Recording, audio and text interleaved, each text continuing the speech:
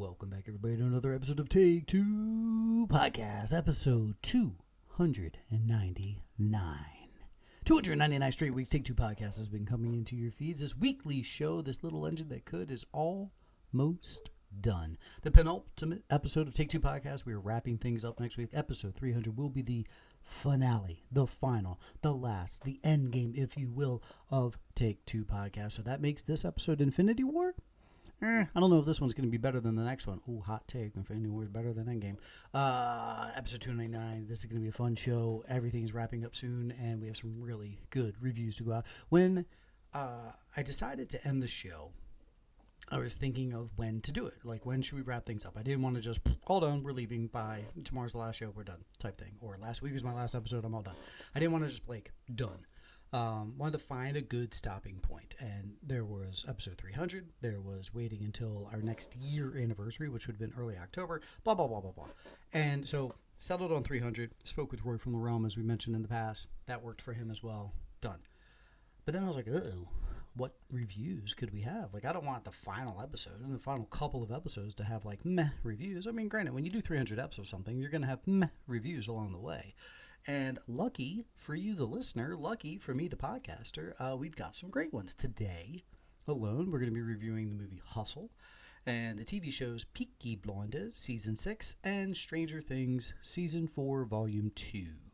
Not bad, not bad. Next week, what do you get to going forward to see what final reviews we will have for Take Two Podcast? Spoiler alert, we're going to do something full circle, which I'm pretty pumped that this wound up this way.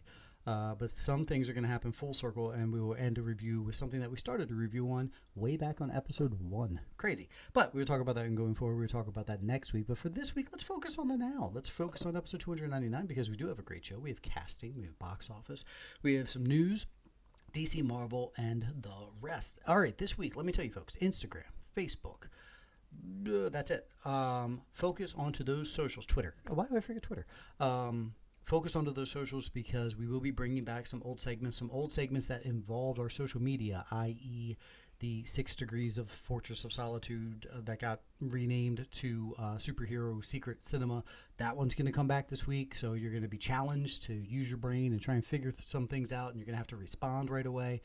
Just some fun stuff that we used to do back in the day, but things that we needed to use social media for. So please, if you are not logged on or following or subscribing to all of our channels with the Instagram and the YouTube and the Facebook and the Instagram again, because we have 2 accounts. That's not true. Twitter. Why do I keep forgetting Twitter? Twitter's my favorite. Anyway, do so immediately so that way you can have a little bit of fun in this final 2 weeks of Take Two Podcasts that we have forever. Going forward, I will tell you guys, a little spoiler alert, those things will stay open. We will still have those accounts because I still do like to share things when trailers come out and when breaking news comes out and fun topic-y things that we can chit-chat about. They won't be as prominent or as, daily postings and what have you as we've done in the past, but don't think that just because the podcast and the YouTube show are ending that such is all the social media. They'll still be around, I promise. I will tell you this, that the hotline, that's all done. Things like that are done. But hey, listen, Take Two Podcast will live on inside your hearts, inside your ears. Episode 299. Why don't we just get things started? No need to ramble. I will tell you guys this. I had a bit of trouble. Again, my name is Brian. I'm your host, just in case you're brand new. Hey, you're brand new. You get 2 shows. I had trouble pushing record just now. I literally did. I was looking at everything set up, got all the gauges, flux capacitors fluxing, and I couldn't push the record button. I was like, why is my finger not working on this button? Why is this not happening? So I'm worried that next week will be a little emotional. I'm worried that next week will be tough to get out, but we will give it a whirl, as they say. There may be some surprises. Who knows? Well, we shall see. But I will tell you that next week will be a lot of thank yous because this show had a lot of support, not only from the other hosts that were on here, but from you listeners, from Patreon members, from loyal listeners. And without you folks, there's no way that the show makes it a year, let alone 6 years, let alone 300 episodes, let alone 690 plus total shows when we include all the spinoffs and everything we've had in between. All right, episode 299. We just got to talk, man. We just got to go. Because if we don't just go, then there will no be a show. No go, no show. Box office. Your box office results. Boy, could I have not been more wrong. Now, I was right. I was right when I said which movie would win the weekend. And I said Minions Rise of Gru would win the weekend. And I thought that Top Gun would finish just around $30 million underneath it. Elvis and then Jurassic World. All that was correct. All that was accurate. And I believe I said Top Gun would get around 30. It got 25.5, but second place. Elvis, I thought would be just a shade under. It got less. Jurassic World got even less than I thought they would get. Where I was way off, I think, and I'm not going to rewind, and please nobody do this. I'm pretty sure I said Minions Rise of Gru might come in at like 45 to 48. I'm thinking that's what I said. And that was one of the dumber things I've ever said on the show. And I've said many dumb things on the show. A lot of you that have been loyal listeners since day one-ish are shaking your head in agreement. Yes, you have, Brian. 4,900 theaters they put this movie into, and it came away with a weekend gross of $108 million. That's insane. That's fantastic. This will be the last time I ever get to say this. Those are just the weekend numbers. They don't include the holiday because I'm recording on the holiday. By the way, happy 4th of July. We'll say that stuff in the going forward section. Hey, maybe we'll get political. We won't, I promise. $108 million just for the weekend domestically. Just for the weekend domestically. That does not include the 4th of July. That is nuts. That's nuts. My wife and son went to see it and loved it. Both of them loved it. Thought it was great. A lot of fun. Super funny. So I feel that $108 million isn't going to be going away anytime soon. Granted, next weekend it's going to go up against a massive heavy hitter that will destroy it.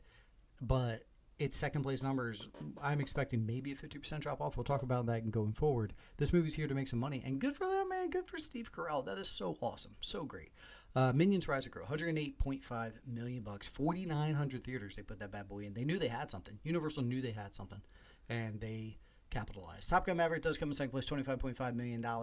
This thing is, we talked about last week, is hit over the $1 billion mark. It's now $564 million domestically. So give it 2 more weeks and it'll be over $600 million domestically. That's insane. That's insane. It'll drop down a little bit again next week's big heavy hitter and a couple other summer blockbusters, but it's going to get $600 million domestically in a couple of weeks here. That's insane. Good for them. Elvis, $19 million. Jurassic World Dominion, 15.6, keeps on making money, over $331 million domestically. Insane, because the movie's not good.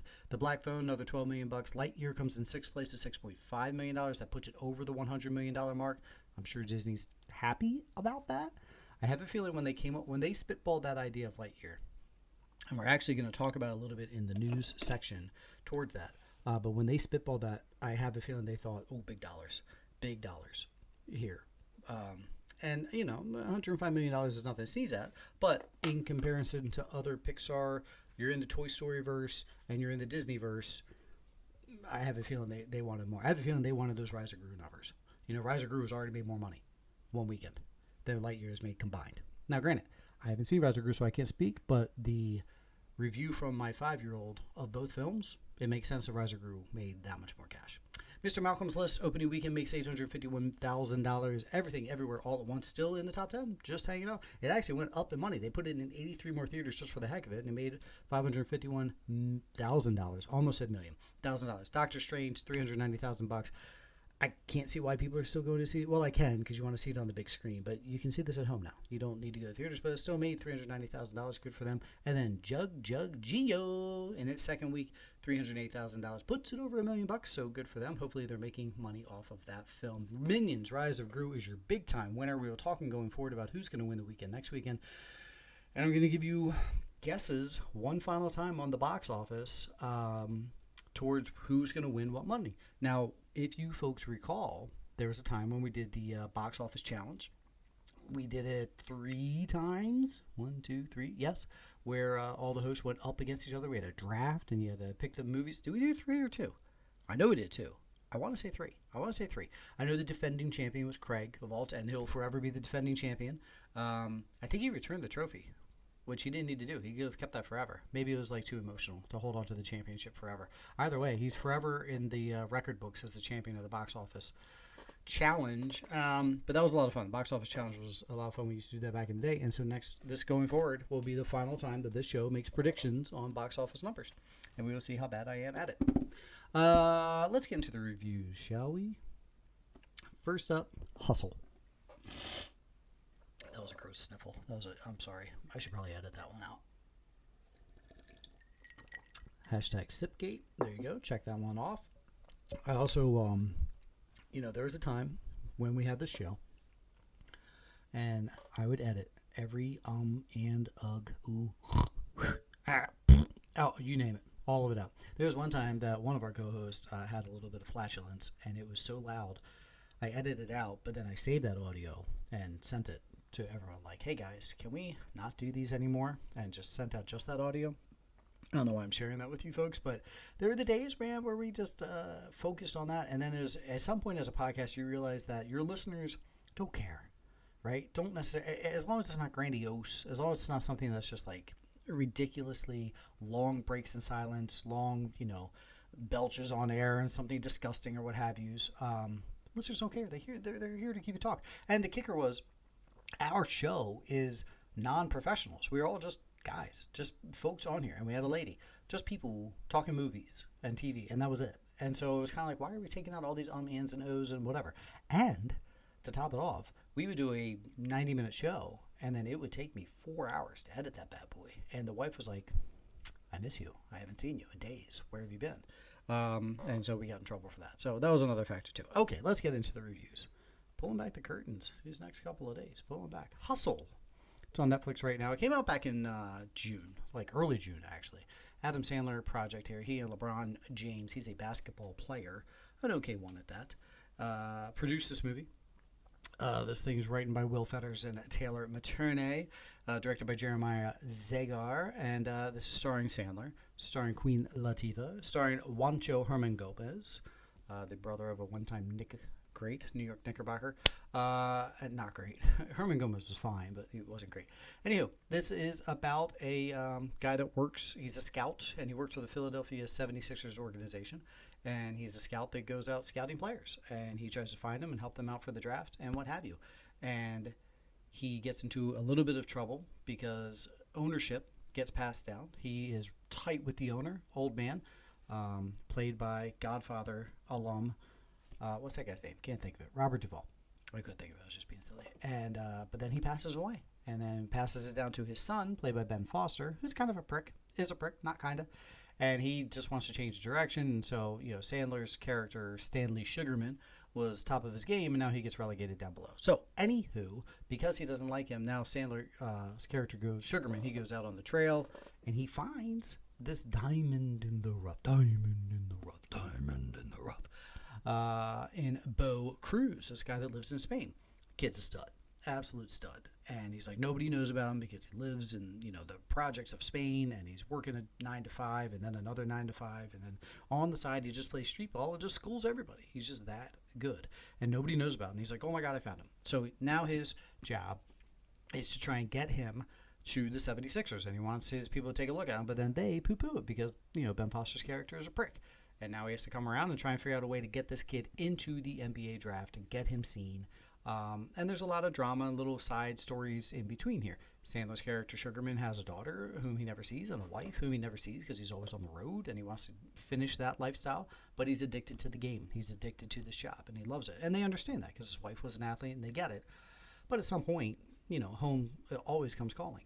And then now this basketball player too. He has a child at home, and he lives with his mom. And, he's divorced or whatever. The lady bounced, but he has his daughter, and now he misses his daughter. So he has to decide, do I want to devote my life to basketball and playing professionally, or do I want to come home to my daughter? And then once they find out how much money's the NBA pays, that kind of helps make that decision for them. Speaking of, did anybody see NBA free agency? Are you kidding me with the dot? Bradley Beal, $50 million a year? Bradley Beal, $50 million a year. What are you doing, Wizards? I mean, I know he's good, but come on. You're handicapping yourself going for it. I mean, the Knicks give you $104 million to, what's his name? To Jalen Durant. I mean, he's good, but that's a lot of cash to be thrown at, like, some number, a number 2 shooter, if you will. Wow, total rant there. Maybe we should do a sports podcast. No. This movie, I liked it a lot. And I know you're going to say, well, Brian, you're a big sports guy. Yeah. And I liked it a lot. That means I hold sports movies to a higher standard. That's what that means. And I really liked this. I thought Sandler was fantastic in this role. Absolutely fantastic. he got into some trouble back in the day, and he injured his hand back in the day. By the way, the hand prosthetic thing that he had to wear, it was unnecessary. I thought they could have just left it as he got injured, that was it.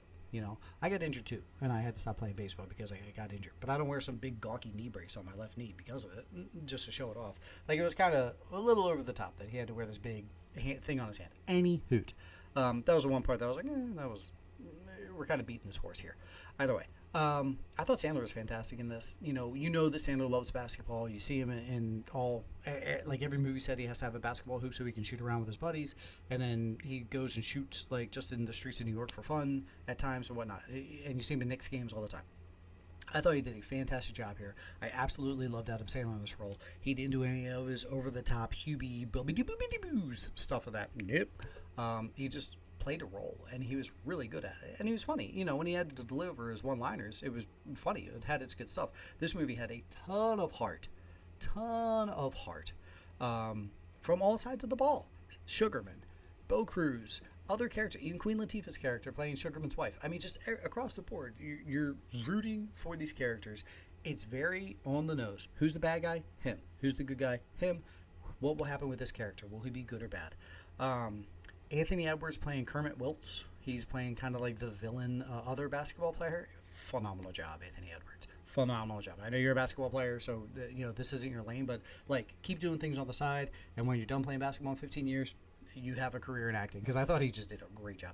Or he's an asshole in real life, and he just did that. I don't think so. I thought he did a really good job. There was other basketball players throughout that you could tell that they really committed to this project. You had Kenny Smith in here, Tar Heel. You had other basketball people throughout this thing. Marakovich, Julius Irving. I'm blanking on all the basketball players, which is funny right now that were in this thing. Luka Doncic and Dirk Nowitzki, all these other basketball players. You could tell that they didn't just do this to make a cameo. Like, they were legit involved in making this film seem legitimate. And I thought it was awesome. I thought it was really well done. I highly recommend seeing this movie. P.S. Steve Urkel makes an appearance in there. Yeah. Jaleel White, he's in here. He's a vice president of player personnel on one of the teams. So anyway, blink and you miss him type thing, or blink and you won't realize that that's Steve Urkel type thing. I really enjoyed this film. Highly recommend it. Sometimes the best sports movies aren't about sports, and this one actually mixes in a good, healthy amount of sports. Like, how much training. There's a mixture of like Rocky, where he has to train, he has to be better. He gets knocked down, he has to get back up. Does he want to get back up? That whole heart element of it. It has family in here. It has a father-son dynamic in here between Sandler and Bo Cruz.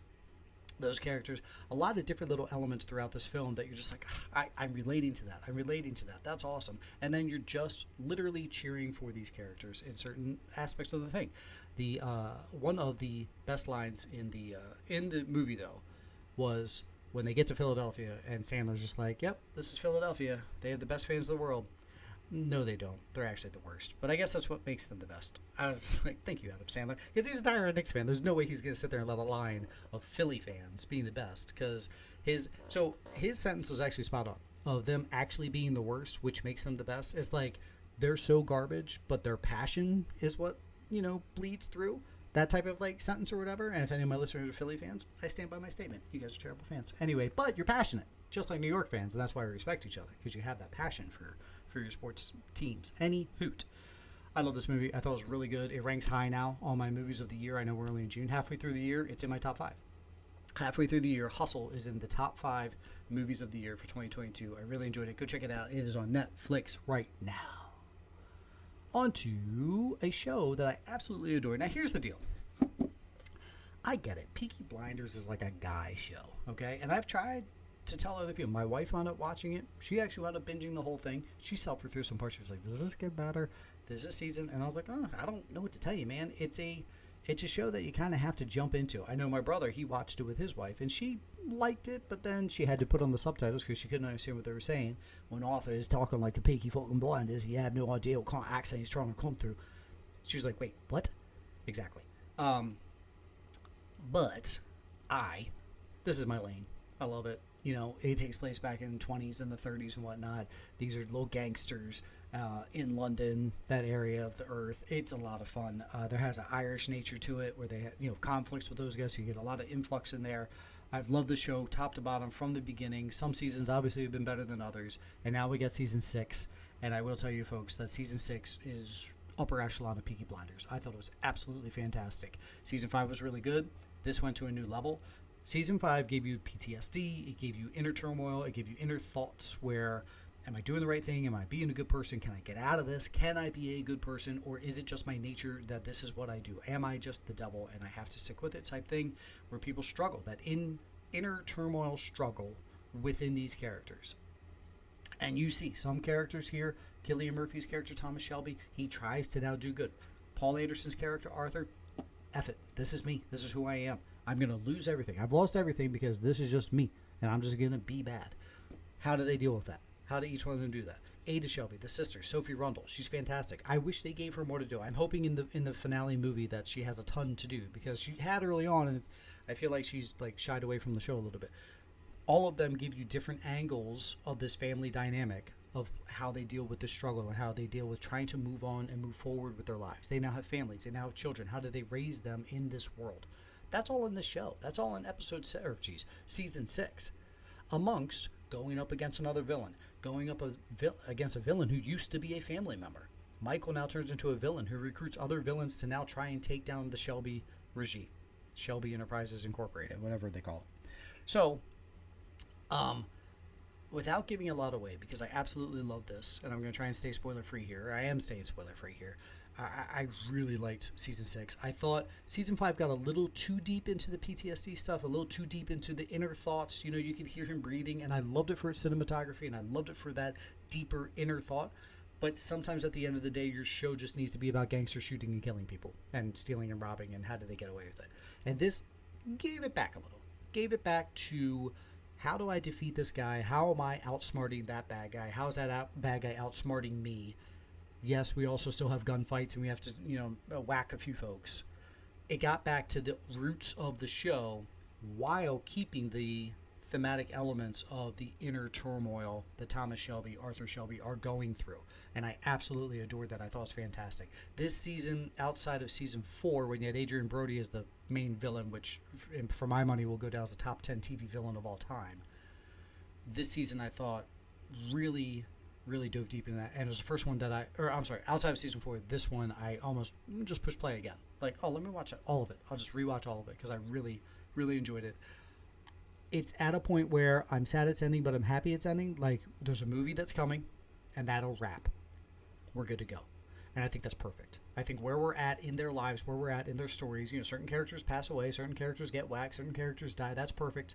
Where we are going forward with these characters, I think one more movie, Dunzo, that's perfect. That's great.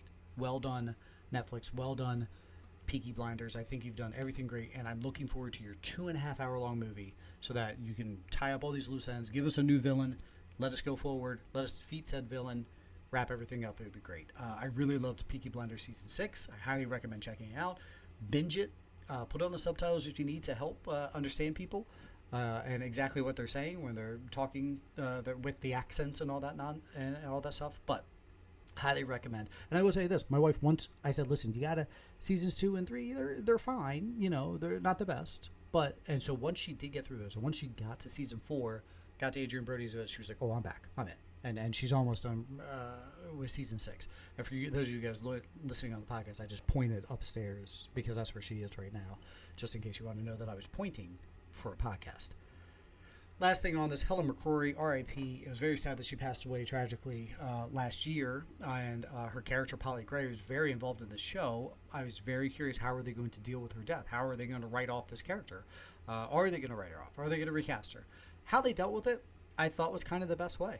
It was quick, it was swift, it was a Band-Aid off, and they didn't belabor it, and that was it. And, they referenced her character, and they didn't recast. I will spoiler that. They didn't recast, okay? The character is no longer a part of the show. That's all I'll say, spoilery. And how they did that, I just thought, you know what? That makes sense.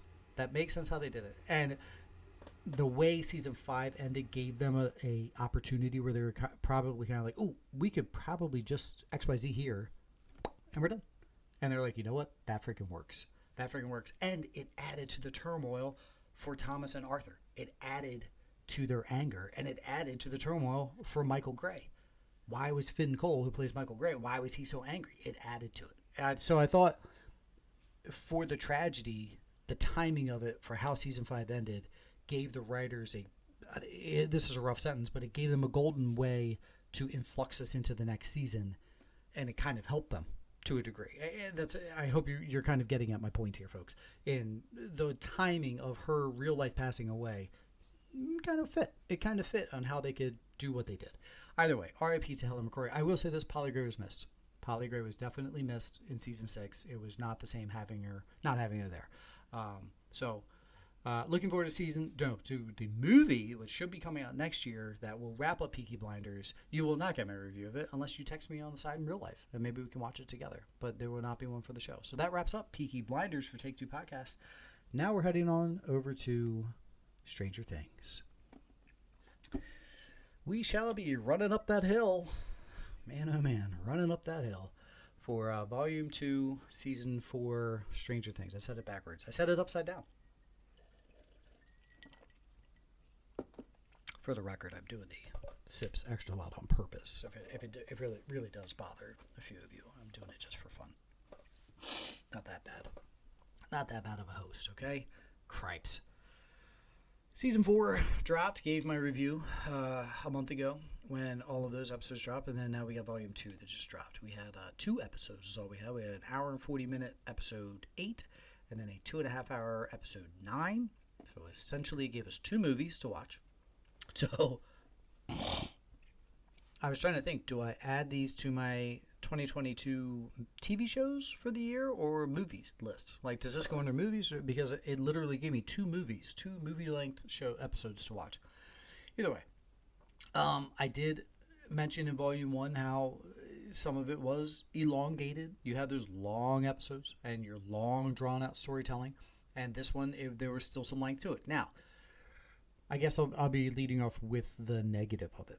You had 5 different divisions of characters. These folks here, these folks here, these folks here, X, Y's, and Z's, right? These folks in the Upside Down, the villains, where are they? And we had to follow all of their storylines. Now, Volume 1 built up the villain storyline, and it cliffhangered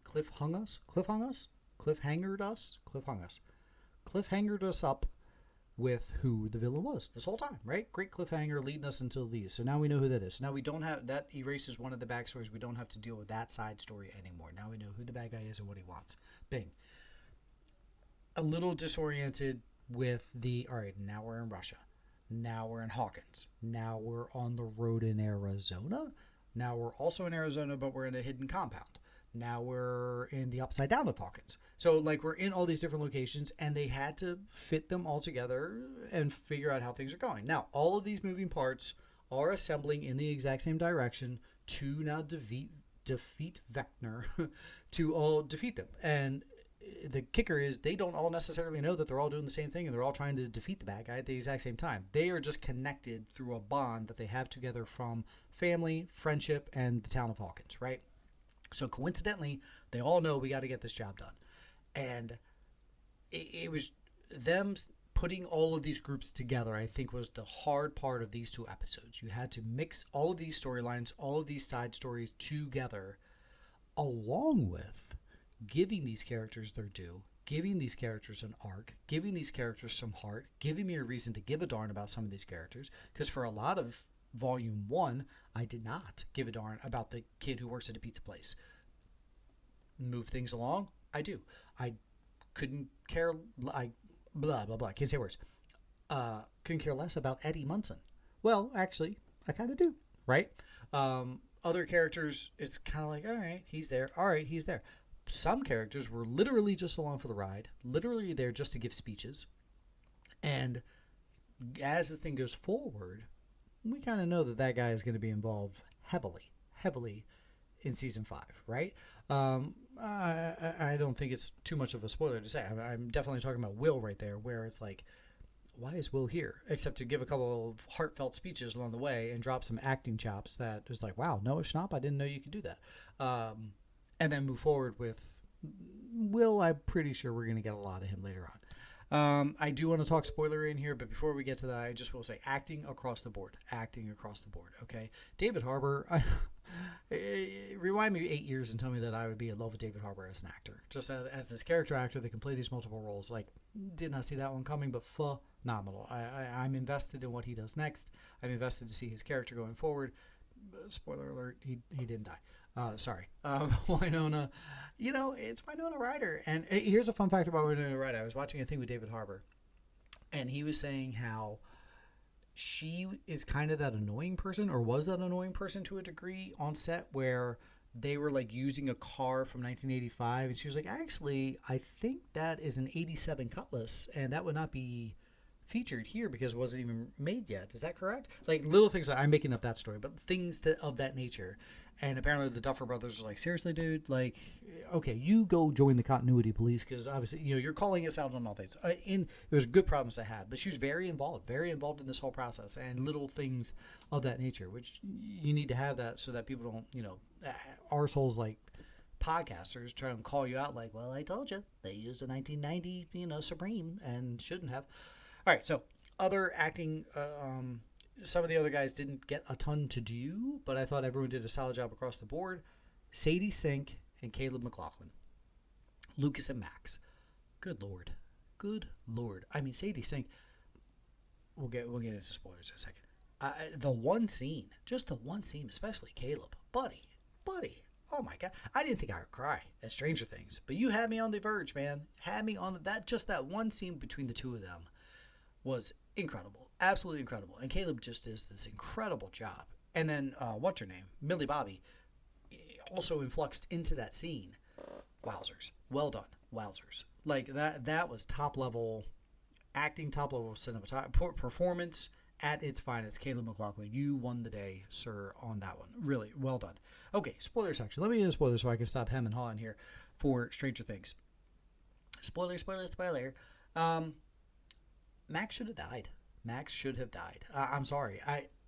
Unless we're going to do something where Vecna is like in her or she's in him, like he has taken a lot of her soul, and so now there's an influx there, like maybe she'll come back to life, but he's in like possessing her body type deal. I just felt she should have died.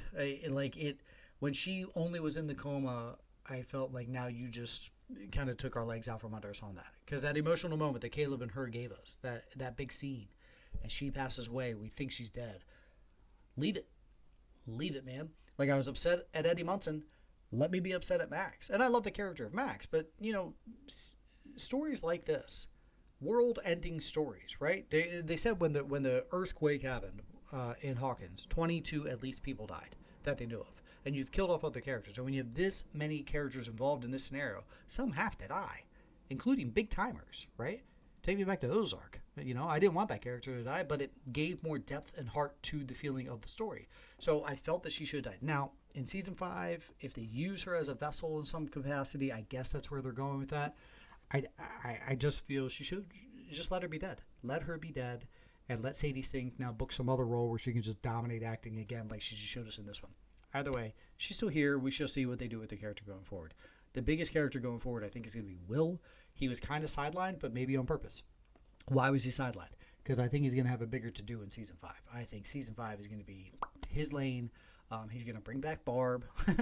But the whole shtick of, like, it ends with him feeling the back of his neck, old school Season 1 type stuff, and then looks up, like, he's the first one to notice twice that the bad guy's coming still and that the clouds are coming and whatnot. I think, and he even straight up says, he's like, since we got back to Hawkins, I can feel my connection.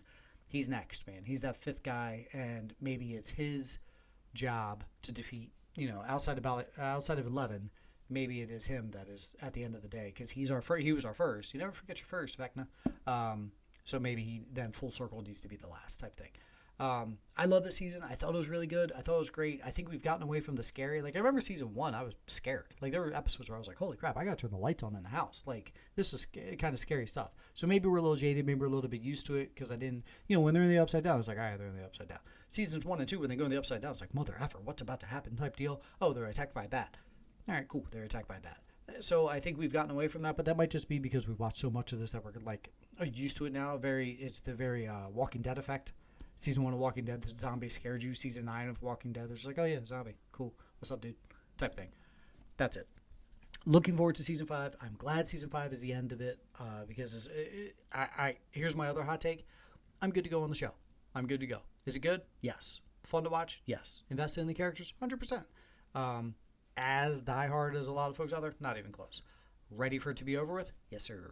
Let's be all done. Season 5, wrap it up. I'm hoping season 5 is like 4 eps. They'll probably be like 4 90-minute eps, something like that. Okay, that's fine.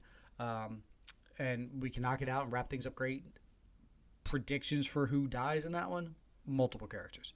I feel like multiple characters need to die. Will might have to sacrifice himself. 11 probably can't live on. Max might have to eventually just die, as she should have already. Who knows? Nancy's in this love triangle, so maybe if one of them dies, it kind of like helps her out, kind of like a Pearl Harbor type thing. Like, oh, I was banging both dudes, but one died, so woohoo type deal. That kind of stuff. So, any hoot. Looking forward to it. Guys, I love Stranger Things. It's a blast. And that song, we're going to talk a little bit more about that Running Up the Hill song in a minute in the news. Because, woo, stuck in the old head is that guy. All right, wrapping that up. We're done with the reviews for episode 299. Now moving ourselves on to the casting couch. And we're back, and we're on the casting couch. Some quick casting here just to rock these guys out. Duel Days of Our Lives has brought back Kristen Alfonso. That's right, baby. She was on Days of Our Lives for 37 years, and then she called it quits back in 2020 over some contract stuff. She was out of there. That's Hope Brady for you guys out there. But hey, I never gave up hope because she's back. You're welcome. Wrote that joke myself. Sort of. There's a spinoff called Beyond Salem. And this is a little spin-off show that starts next Monday, the 11th. How do I know that Monday is the 11th? Because it's my wife's birthday. Anywho, I saw a funny meme that said, dudes will sit around and recite the entire 2016 NFL draft but can't remember their wife's birthday. Accurate. Anywho, Jared Goff went number 1. Anyway, Beyond Salem is a spin-off show, so it's in the Days of Our Lives verse. Hope Brady is back. We'll have to see what other characters are bringing. I'll be honest, guys. I bring that up because my brother, sister, and I, when we were kids, summertime, we didn't go to a lot of the summer camps. We kind of just like stayed home, and we watched Days of Our Lives almost daily. And this is when like Marlena was possessed by the devil, and she was going up against Stefano and all that kind of stuff. But Hope was a big part of that. So anytime I see Days of Our Lives stuff, I like to keep tabs. Haven't watched since then. Girls on the Bus. This is an HBO movie starring Natasha Benham and Melissa Benoist. This is based off of a book that they're adapting to HBO Max. You know what? I called it a movie right there, and I do think it's a series. I'm going to make a note here to come back next week, episode 300, and let you know the final on that, if that's a series or a show. But either way, Melissa Benoist, moving on. She's still working for Warner Brothers. She's moving away from CW, from those characters which are owned by Warner Brothers, but still HBO. So she's still in the same thing, which is good. That means she still has a good relationship, even though they ended the Supergirl stuff. Mr. and Mrs. Smith, this is that reboot that's going to Prime. They have added 3 to their guests, Michaela Cole, John Turturro, and Paul Dano. So John Turturro and Paul Dano are like, hey, we just worked together on the old Batman stuff. Let's stay together and work on this. One Day as a Lion. This is a Scott Kahn project. Has also added Michael Carmen Pitt, Frank Grillo, and J.K. Simmons. How many movies has J.K. Simmons done? A lot. That guy is in everything. Gosh bless him. Love him. Love him, love him. And then Back in Action is a Netflix movie starring Jamie Foxx. It's like an action comedy, Jamie Foxx, and he needed a co-star of the female variety, and who could he get to unretire and get back into acting? None other than Cameron Diaz. She's back, baby. Oh, you Cameron Diaz stands out there. She's back. She's unretiring to come back for this Netflix film. I have a feeling that the paycheck probably is a factor because Netflix pays their stars, as they should. And Jamie Foxx talked her into it, apparently, so she'll be back, which is great. I like Cameron Diaz. And Back in Action, the name of that film. Done with the casting couch, on to the news. Hollywood news. Big news dropped earlier this week. You guys might have seen it, that Johnny Depp is back. Pirates of the Caribbean, and Disney has offered him $301 million. Bum, bum, bum, bum. No, they didn't. This was a rumor. This dropped, and everyone had this. $301 million. His court case is all done. Boom, Disney swoops in. They're going to bring Depp back, even though we already got Margot Robbie. Boom. Depp is also going to continue the franchise, blah, blah, blah. The next day, they come out, no. That none of that is true. We're very sorry. This to me, like that specific $301 million, like that to me sounds like one of those things where you have a boss who knows that there's a leak in the company. Like someone's leaking info, guys. What are we gonna do here, Harry? So they're like, tell you what, let's tell one person that Depp is back for $301 million, and only that said person. And if it makes the news, we know that that person is the leak. And that's what they did. So I was expecting like the next day to see Disney fires Bob Chapek for, leaking news. It's like, oh, now we found out who the leak was. That's what how specific that number and all that kind of thing, that's what that said to me. Either way, just a rumor. Didn't even need to talk about it right now. Just wanted to talk about being rumors. Field of Dreams. This is that project that they announced after last year's glorious Field of Dreams game between the Yankees and the White Sox. There's another one coming up in August. Loved it. It was absolutely beautiful. I know they're going to have games every year now, and they're going to water down the gloriousness that was last year's event. Whatever. They're making a show out of it, and it was supposed to go to Peacock. Not anymore. The show is still happening. They still have a lot of people involved, but Peacock has now said hard pass, which means Peacock has lost Saved by the Bell and lost Field of Dreams within a 2-week span. And they also lost a subscriber. Raise his hand for those of you that are listening. Yeah, I was out. $6 a month for the Peacock extra, whatever it was called. And I asked the wife, I was like, when's the last time you watched something on Peacock, man? And it's been a minute. And now that there's no Saved by the Bell, I was like, well, I honestly don't have a reason. I know wrestling's on there. But I haven't watched wrestling in forever, so goodbye, Peacock. James Bond has rumors for a American new guy to play James Bond. Could be Mr. Miles Teller. He is hotter than hot right now, right? Could you imagine Tom Cruise drops this film, makes literally $1 billion, and he's not the hottest star to come out of this thing? It's Miles Teller, right? Miles Teller. So granted, he has The Offer. He has Spiderhead. Like, he's in other things right now, so he's super hot right now. Well, his grandmother came out and said that she thinks her grandson should play James Bond. Well, apparently a big push came from behind that because all the ladies in the world, all the ladies in the place of style and grace, all of their wishes are for Miles Teller. Oh my God, how that went way too far. Sorry, Craig, I love you. Name that singer. They said, listen, if the Brits can steal our American actors and start playing our American roles, why can't we steal James Bond from them? And the reason is they should never do that. Here's me as an American saying this. No American should ever play James Bond. Ever. And I know we've had an Irishman play him in the past, but I still feel that it should just remain a British actor should play James Bond. I'm sorry. Okay? Which is a weird thing for me to say because I'm an actor should play an actor's role, right? We don't have to cast a gay guy to play a gay character. Yes, I will hold true to that forever. But there are some things that have just been established in certain characters. I don't know. It would feel weird if an American's playing that role. It just really would. Do I think Miles Teller could do it? 1,000%. Do I think he'd be good as Bond? Maybe. You could play the scars in his face into the role. You could actually influx that. I could easily talk myself into Miles Teller. But I don't know. I just don't like the idea of an American playing James Bond. It should just stick with that. And it's funny because then you're like, well, not all of them have been British. Okay, I get it. I'm saying weird sentences. But just let me die on this hill, okay? Thanks. All right, goodbye. Tim Allen has come out. They asked him about him not voicing over Lightyear in the Lightyear movie. And he didn't get political, which is surprising. Like, the headline is like, oh, what did he say? Because he doesn't really... He got fired off of one ABC show. They booted his Last Man Standing show. And then for political reasons. And then now he doesn't get this. So all of that writing was on the said wall. And he came straight out and he was like, yeah, to be honest with you guys, there wasn't much of a connection between that and the toy, which to that I'm like, well, come on, Tim, it's a toy. If you're playing that game, it's a toy based on the movie. Like, what kind of connection were we supposed to have there? Like, at no point was he going to run into a cowboy in space. So that was a weird sentence. But he said the Toy Story folks that did those 4 films and all of the spinoffs that are, the Christmas specials, all that stuff, those people aren't at Disney anymore. They don't work there. And that whole regime, they're just not there. They've all moved on because they're kind of done with that franchise and they're all doing other projects.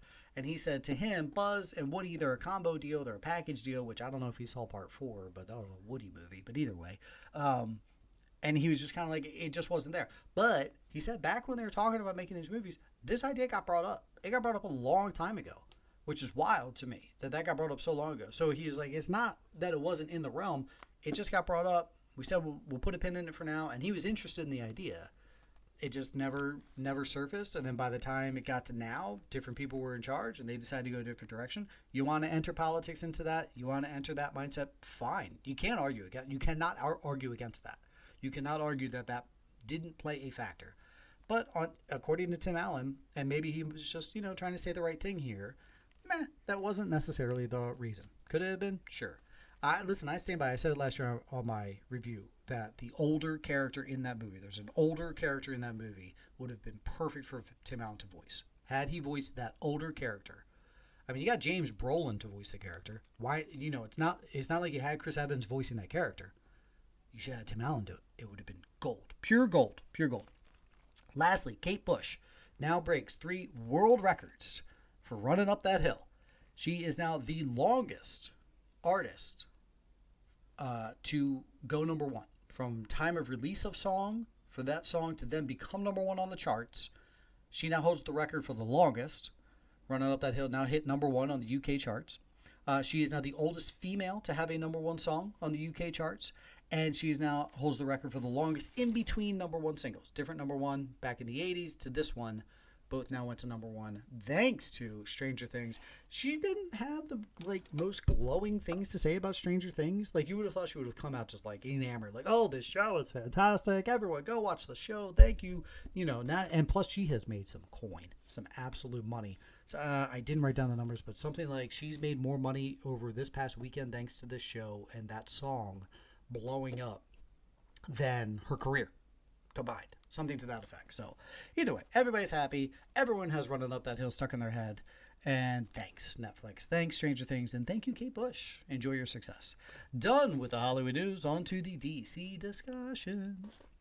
Okay, we've been going back and forth with The Flash. Is Ezra Miller going to be in it? Are they going to scrub it? Are they going to cancel it? Here is the word today on July 4, 2022. Officially, Warner Brothers and DC says it will be in the theaters next June. Will Ezra Miller be in anything subsequently? Nope. So that tells me they've got from now until next March to figure out the ending. Fix it. Make it better. Recast. Put someone new at the end. It seems like simple math to me. This is Flashpoint. This is where he goes back in time, changes crap around. You go into multiverses and all that nonsense. Whatever word you want to use. So since you're doing that, when he figures out how to fix it, when he saves the day, when the Flash then puts everything back to being correct, 2 things can happen here. He now comes back to this timeline, but for some reason he morphs into Grant Gustin, and he's the Flash going forward. I don't know if anybody could hear that, but for some reason my son just cheered upstairs right when I said Grant Gustin. So he's a big fan. He's a big fan of Grant Gustin. Or totally new actor, which I think is what I would personally vote for. Or B, he has to now sacrifice himself for Wally West to take over and we cast a Wally West. And now Wally West is your Flash going forward in the DCEU. That, to me, makes the most sense. Why? Warner Brothers came out and they said, we're done with Batman, we're done with Bruce Wayne, we're done with Clark Kent. We're moving forward with Batgirl, we're moving forward with Supergirl. And those are going to be the Superman and the Batman of the future in the DCEU going forward. Okay, we're done with Cavill, we're done with Affleck, those guys are done. We're also actually done with Bruce Wayne and Clark Kent going forward, right? So they made that statement, a little while ago, almost a year now, that they made this, 6 months ago. If that's your case, be done with Barry Allen.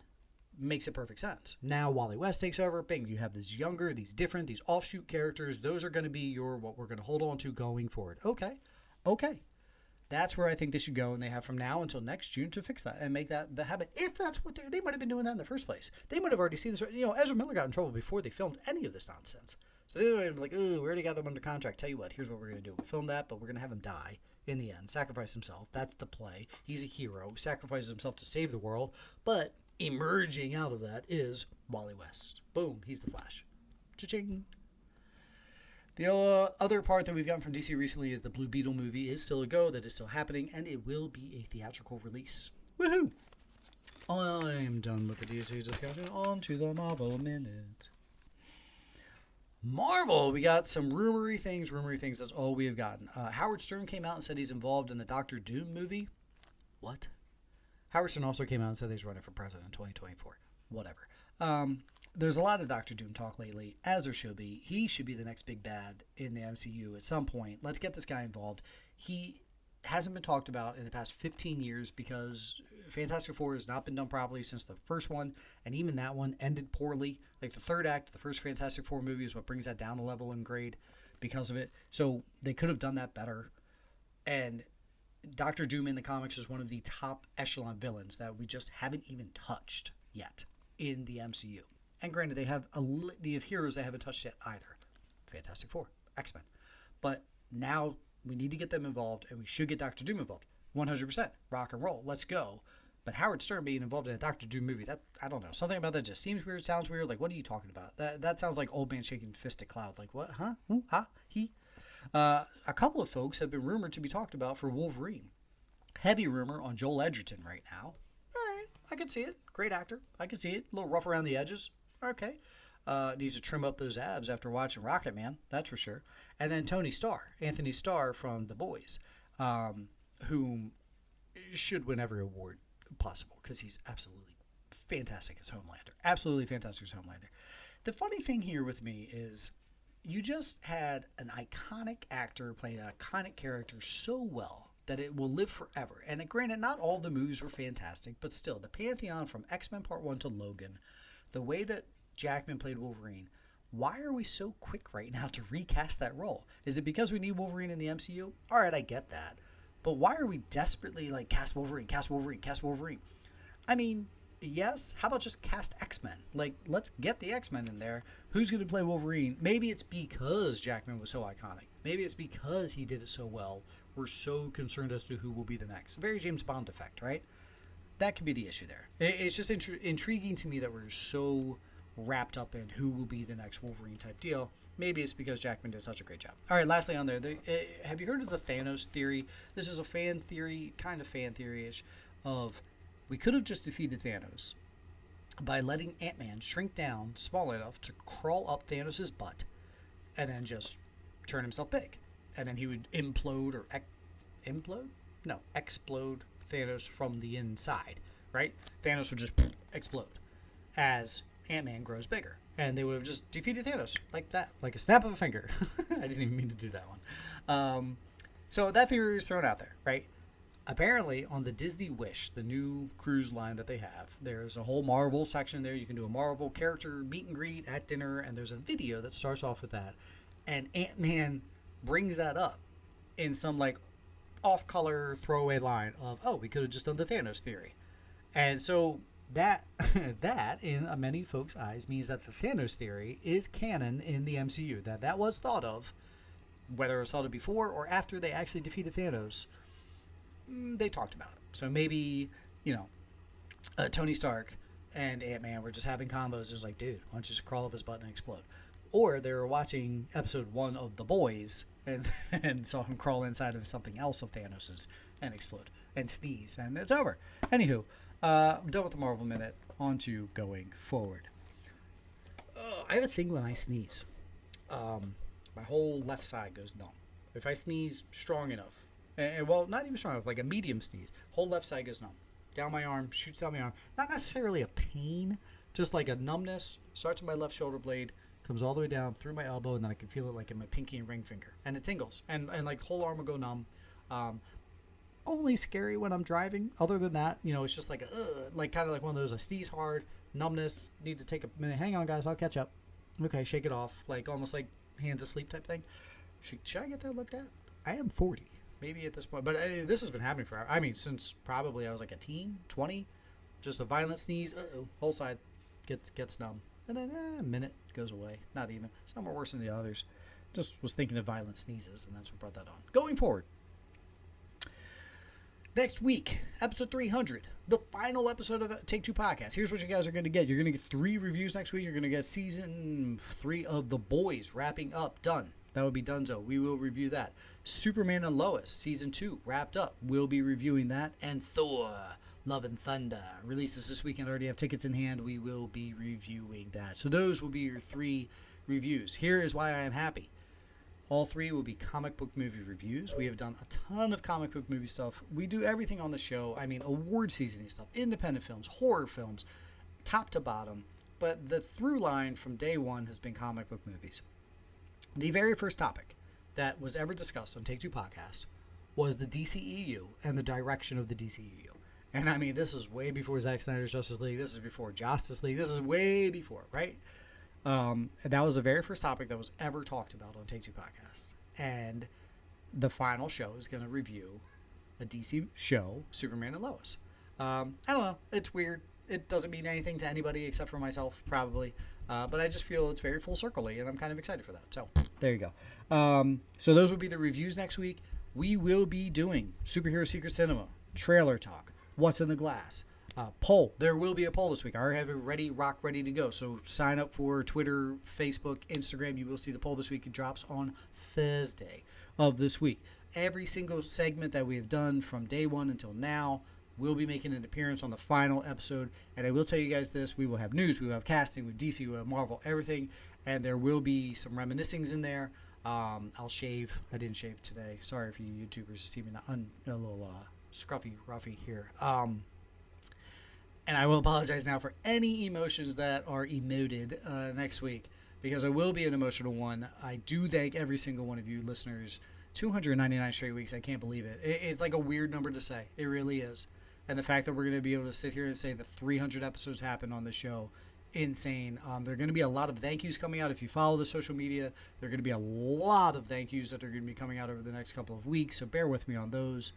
And I can only say thank you not enough. I can't. I honestly can't. So you guys who actually subscribe to the show, who actually listen to the show, who actually give a darn what I think about a movie or a TV show. I love you guys for disagreeing with me every step of the way, and I love the ones who text me and say, hey, you were spot on that one, and all the ones in between. And that is the beauty of podcasting. That is the beauty of all of it. Because at the end of the day, we're supposed to disagree. It's art. It's, subjective, all that jazz. So next week will be a monster. Next week will be a big one. It probably will go over an hour, even though one of the original co-hosts of the show's wife said that we should never go over 46 minutes, ever. Thank you, Alicia, for being a supporter of the show. Episode 299. My name is Brian. This is Take Two Podcast. Have a great night, everybody.